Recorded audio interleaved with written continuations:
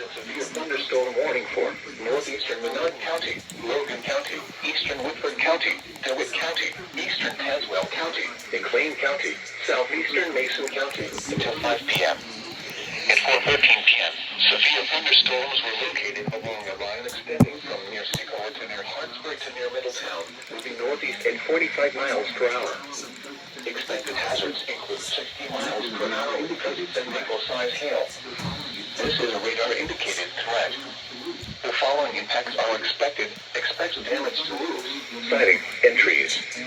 Severe thunderstorms will be near Lincoln, El Paso, Atlanta, Danvers, Stanford, Carmel, Congerville, Sycamore, and Arlington around 4:25 p.m. Bloomington and McLean around 4:25 p.m. Bloomington, Hudson, and Gridley around 4:30 p.m. Other locations in the path of these severe thunderstorms include Towanda, Waynesville, Lexington, Chenoa, Downs, and Hayward.